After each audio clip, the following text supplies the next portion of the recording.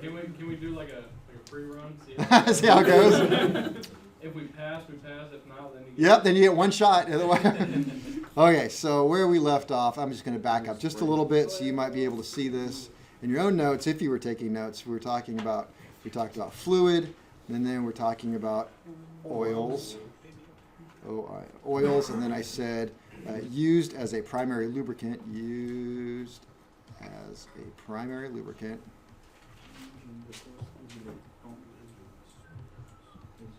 Lubricant in engines because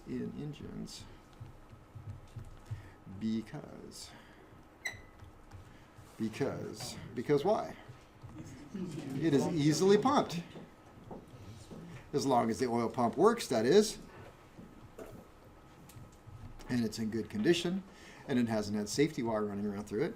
It is easily sprayed. Where are we spraying oil inside of engines? No, specifically. I mean, you guys are taking apart the Lycoming now. Where's it being sprayed? How's it getting there? not there yet. It's really more of a splash. It's not being sprayed. So offhand, I can't think of any spray mechanism inside the O290. There are no sprayers. So what have I talked about as far as engines that have spray? Literally something that sprays. Okay, so the smaller Continentals have a hole drilled in the conrod cap that's drilled at an angle, so it sprays at this back of the piston on the opposite side. How about piston cooling nozzles for Lycoming? Like, I don't know about that. Huh? Okay, so some of the bigger Lycomings, I want to say like the IO360s and up, they actually have a pressure gallery inside of, well, all these engines have a pressure gallery inside of the crankcase, and they tap into that. So you have the tube where the oil's running. And that tube, by the way, in your 290s, those plugs you took out 3 plugs with the torch. Okay, that's the oil gallery that's plugging. So that's going to have pressure oil in it. And so you can drill off of that. Now, yours just has it on the right side case. Most engines have right and left side galleries because everything is pressured from both sides. So this one, they'll drill and they put little piston cooling nozzle jets. It's actually a jet that sprays off the crankcase over. You said like a mechanic can drill to tap into it? No. The factory already did it. Okay. No. Why do we want this? I want this. How the sausage is made. Top end. Let's see. No, don't need to see Mater.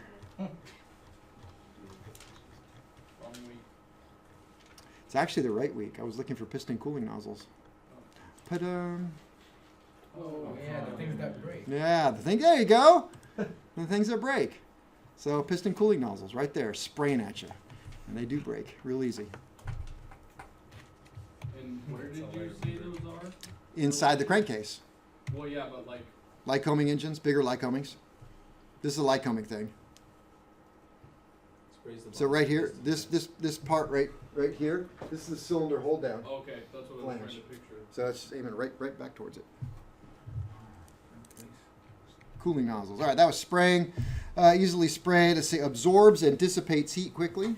So the oil absorbs. Absorbs and dissipates. Where does it dissipate the heat? Oil cooler. There we go. What if you don't have an oil cooler?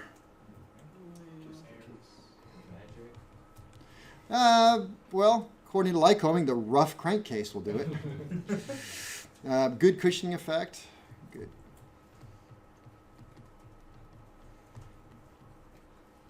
Good cushioning effect. So that means it protects stuff from getting hammered. So if we think about our little 290s that have dry tappets, there's going to be a gap in there. So when the cam lobe comes around, it pushes on the tappet pushes on the push rod pushes on the rocker arm, and it slams it closed. It's supposed to bring it up gently and push on it. There should be a little film of oil right there, so it hits the oil and not the actual metal. Let's see, chemically stable at moderately high temperatures. So chemically stable at moderately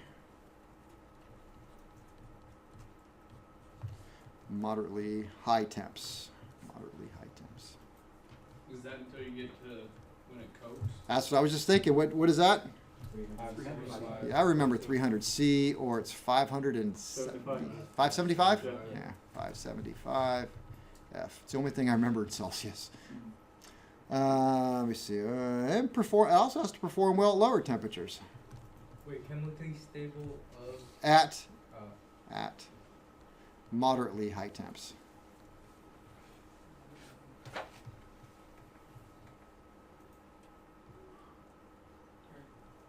Performs well at lower temps.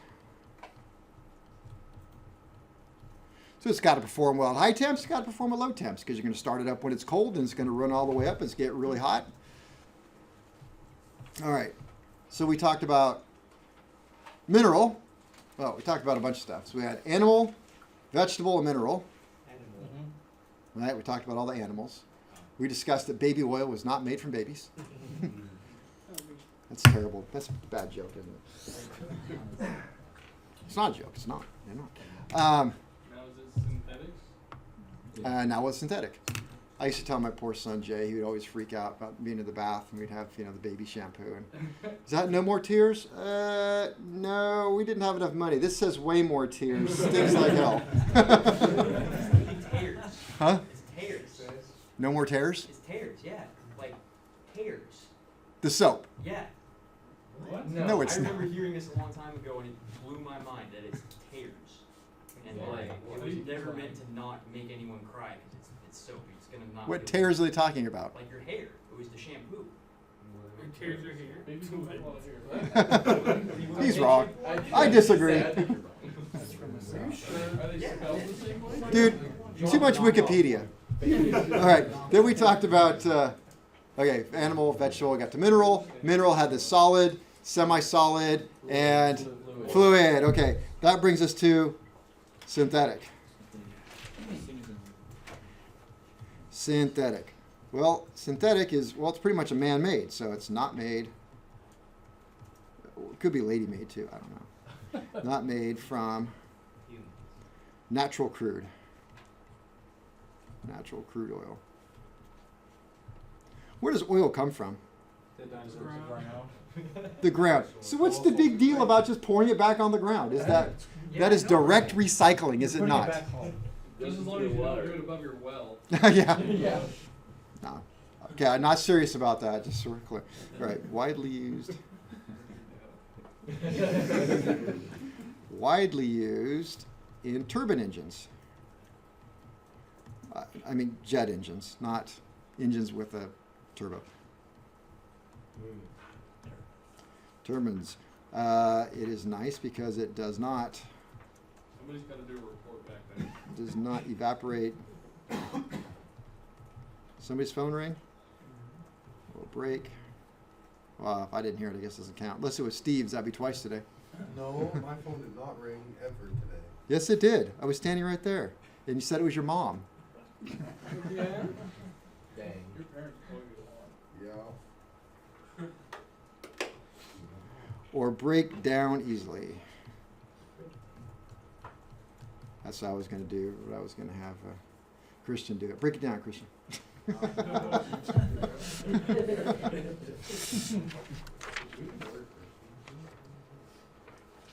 least this picture doesn't say, hey Kevin, are we gonna go home early? You are. Keep it up. All right. Does not evaporate or break down easily. It sounded pretty good, didn't it? Does not produce coke or other deposits. Or other, where are we at, Janet? We good there? Yeah. Other deposits. All right, so what is coke?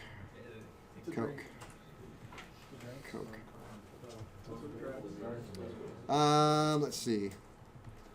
Is the solid residue, try to abbreviate this, remaining when oil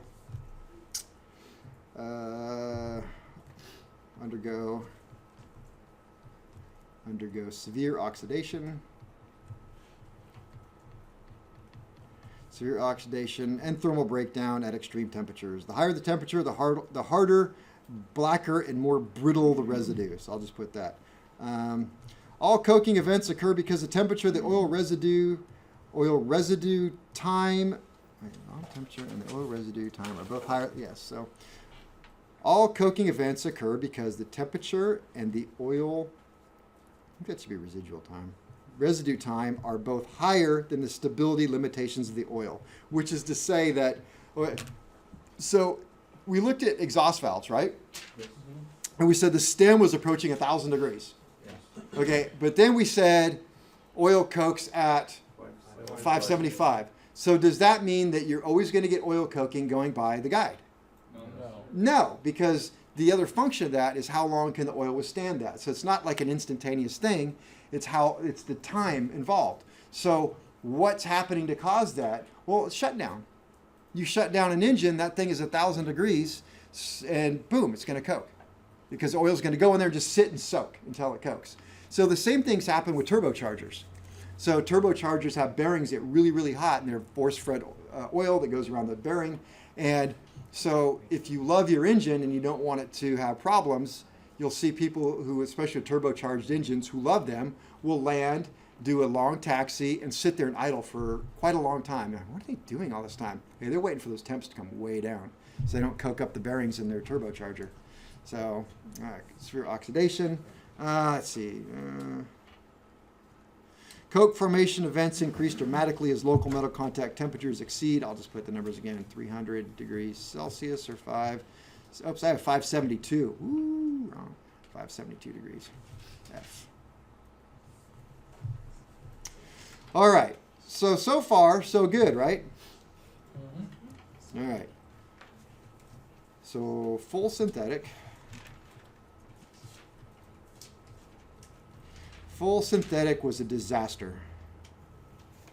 And I lost my spelling. S-Y-N-T-H-E-T-I. Full synthetic in piston engines was, I'm just going to go with the word disaster, was used briefly in piston engines, aviation piston engines. And did not perform well. First of all, there was excessive cylinder wear. So cylinders were just getting worn out left and right. And it was Mobil 1 was the first one to come out with. And Mobil 1 is a great oil. And it just did not work well at all. I had heard somebody explain it as it was so good and so slippery that it wouldn't stick to the parts. It would slide off the parts. And so you're starting things up dry. Now, I don't know how much truth there is to that, but certainly it became a big problem. And Mobil 1 they pulled this stuff after a while because I think they ended up paying for a bunch of stuff. However, semi-synthetic is well used and liked in aviation. So semi-synthetic, which is a mixture of mineral and synthetic, is good. So it is widely used and becoming more and more popular.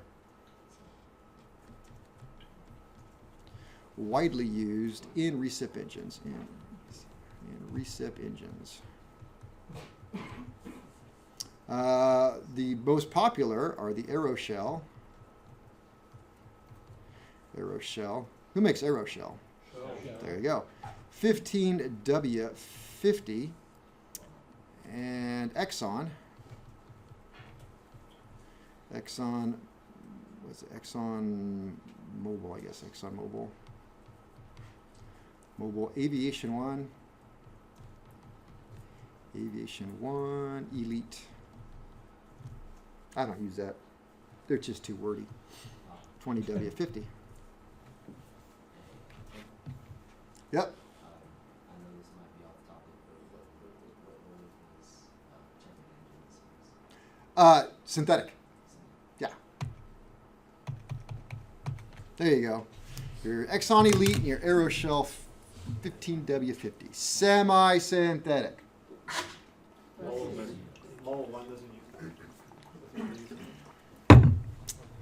I don't think they're out there. They started the whole thing, and then because I don't know if Mobile One even makes a semi-synthetic. I think they were strictly synthetic, and there was I think even service bulletins, and I mean there might have been an airworthiness directive at one point.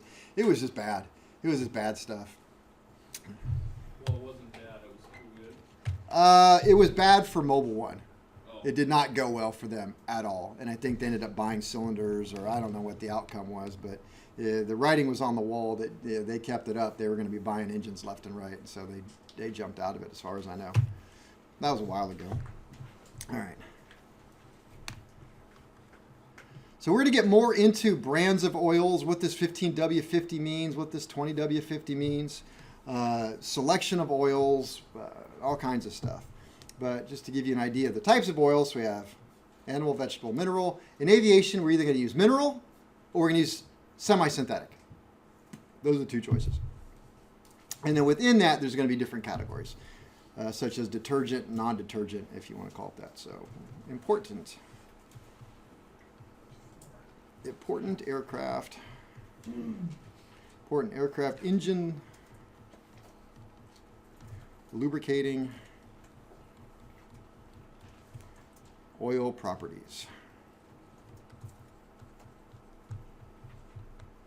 I'm sorry, it sounds like we already covered properties, but what happens is I use a lot of books. When I put this stuff together, I got stacks and stacks and all different sources, and I'll pull something out of this is properties, and I'll pull some of this as a properties, and so it all kind of gets moved around. But these are different properties. So first thing I talk about is gravity. Gravity. Did you know that on certain days of the year, you can set a bottle of oil next to a broom? Yes, thank you. And it will stay. Right. So the gravity of oil, gravity is a numerical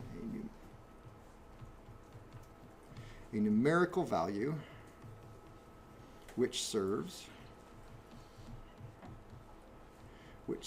as an index of the weight, which serves as an index of the weight of a measured volume of the product. Of a measured volume of the product.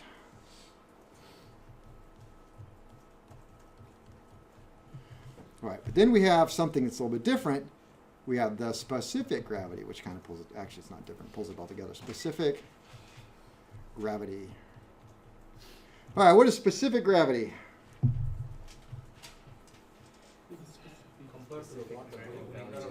It's gravity that has an exact number. No, it's not, I'm just making that up. He's like, yeah, a little crazy, dude. It's not general gravity, it's specific gravity.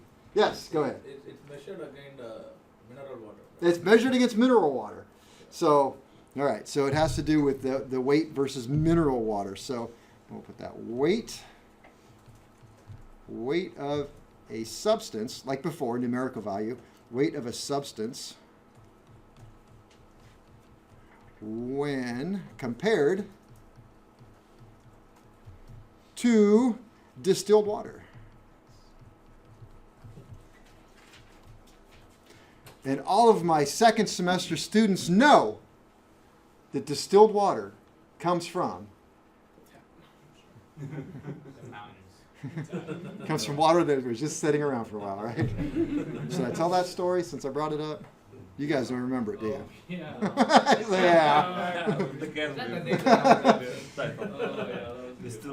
All right, so when you service an aircraft battery, you must use distilled water. Distilled water is water that's been distilled. And I know you guys drink, so I know you know what distillation is.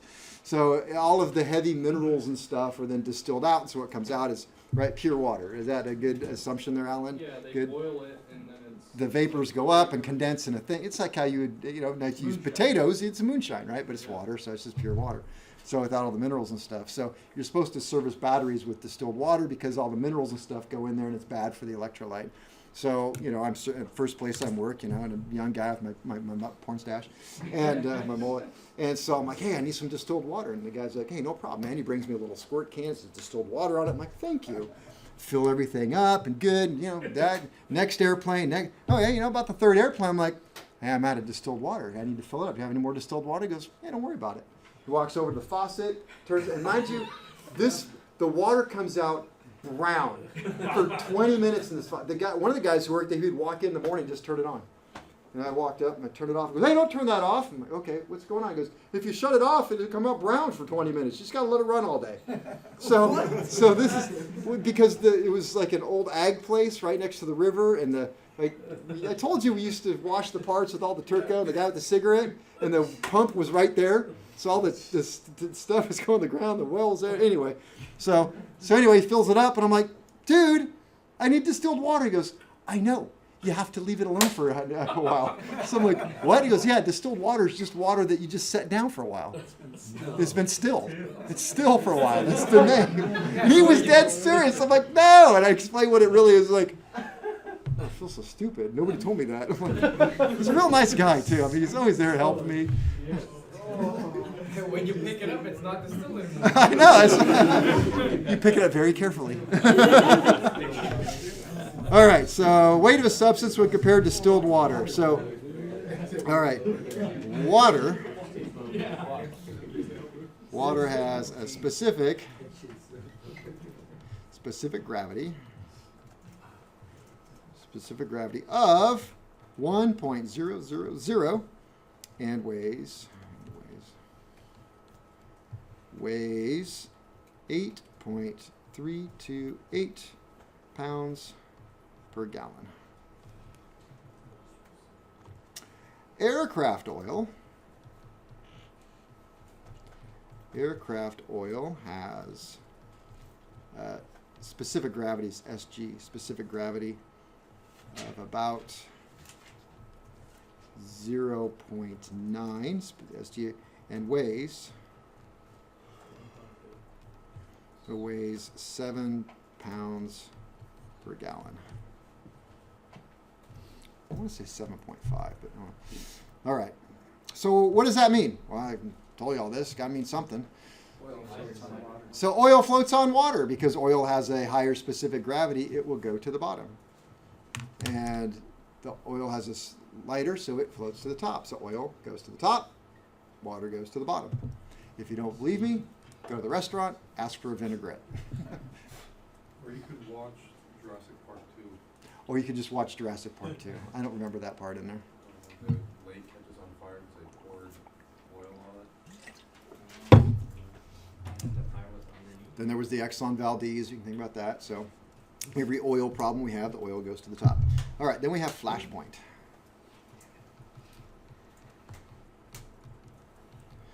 And that is not the part where Cameron lifts his shirt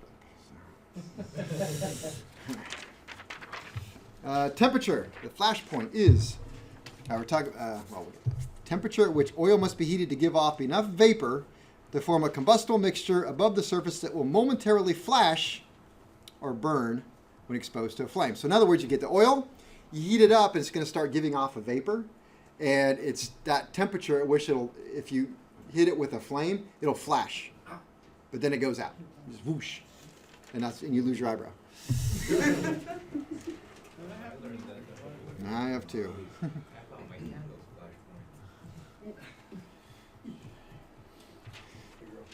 I've told you about kerosene and diesel. I mean, you can take a match. I think you can even take that torch and the can of diesel and just take that torch on full and go right at the diesel and go right in and extinguish it. It will not light off. So when I was in the Navy, one of the things I worked as a teacher at the firefighting school, and I was new there. And our procedure was we called them smudge pots. So we would take 5 gallons of diesel and we would light it on fire, just let it sit there and burn all afternoon. And we had black smoke. a little black, right in the middle of San Francisco Bay too. They love this. And we'd take these long metal ladles on a thing. We'd just scoop it in and just throw it out on the ground. Another great environmental thing. And the students would have to come up and put it out, fire extinguisher. So, but you had to get the diesel lit off on fire. So you pour in, didn't fill all the way up, so 4 gallons of diesel, and then you took gasoline and you just went on top just a little bit to lighten, and you lit it. But the first time I did it, I used way too much gasoline, and so, a bunch of matches went whoosh, and it came right up inside my helmet and got me, and I was like, whoa. So then what are you doing then?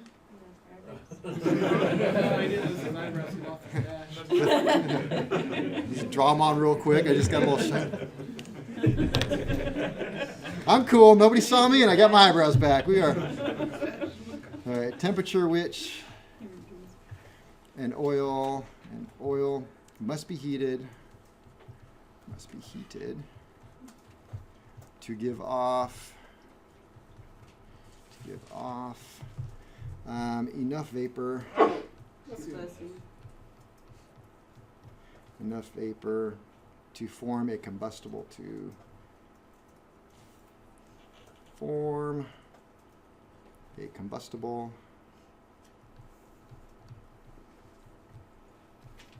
mixture. Above the surface, that will momentarily, I'm just going to abbreviate, so we'll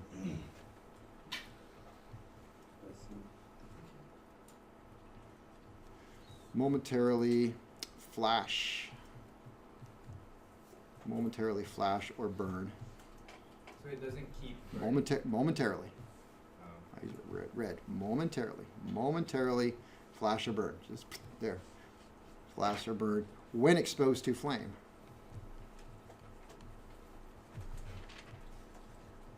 So it's not just going to all of a sudden just got hot and blew up. I don't know. So what do you think about aircraft oil? Aircraft oil, not in general, but about this, must have a very high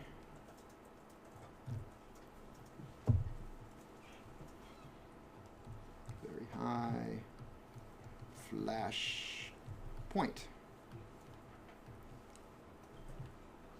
I don't want this oil getting hot enough that it's giving off vapors inside of the crankcase that any sort of spark or flame that might get near it's going to light it off inside the crankcase, and that would be bad. All right.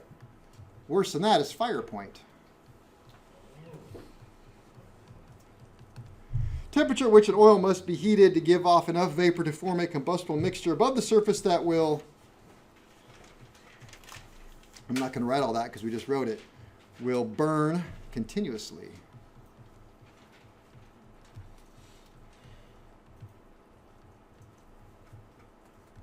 Continuously when exposed to flame.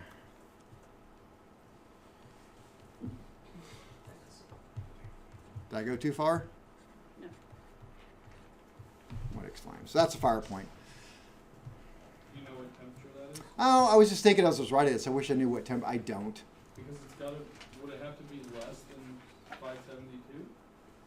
Because that's when it coats. I know. I'm going to think it's less than that, but it's got to be much higher than 200.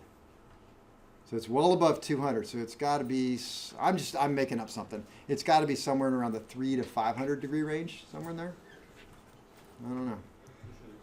We should. We should. Just hold a thermometer to it. See when it starts flashing and firing. All right. That sounds like a good point for a break. When we come back, we'll talk about viscosity. Does it have to be like a direct flame, like right on top of it for like 10 minutes, or does it have to just be like An ignition source. Just an ignition source.